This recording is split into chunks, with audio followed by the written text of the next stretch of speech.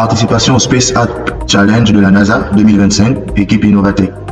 Notre thème s'intitule Trajectoire des données vers les villes et les établissements humains sains. Avez-vous déjà été victime d'inondations ou coincé dans un embouteillage dans votre ville? Imaginez-vous être en possession d'un outil capable de résoudre ces problèmes. C'est ce que nous vous proposons. IDA, c'est un outil web mobile d'analyse, de simulation et de proposition de solutions basées sur les données territoriales.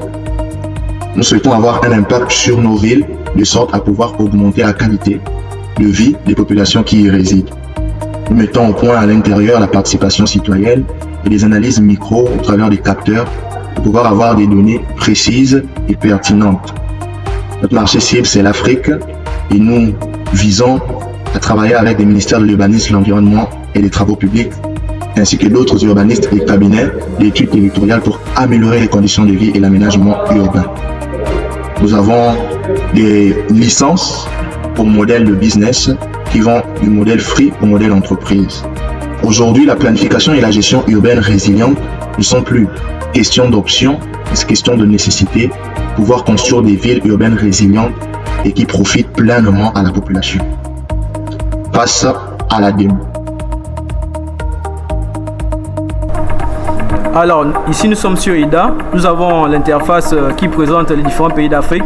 Pour ce travail, pour cet hackathon, nous sommes présents principalement appesantis sur le Gabon. Donc, l'idée est de récolter les données du Gabon qui pourront nous aider à améliorer la situation, le milieu de vie des citoyens. Donc, ici, nous avons décidé de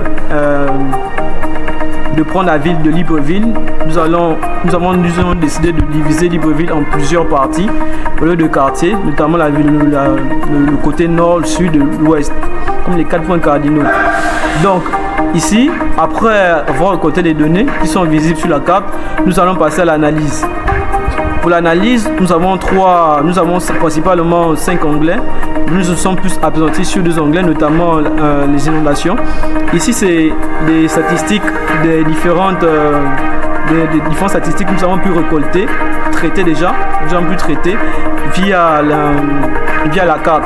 Il propose des problèmes et en fonction de ces problèmes, il a des solutions qu'il génère automatiquement.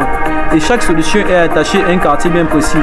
Et nous pouvons après faire une simulation. Le principe est le même pour chaque différents onglets, notamment celui du trafic routier.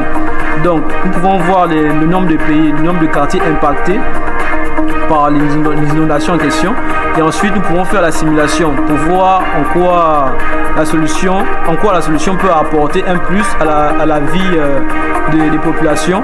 Ici, en rouge, nous avons la situation avant l'implémentation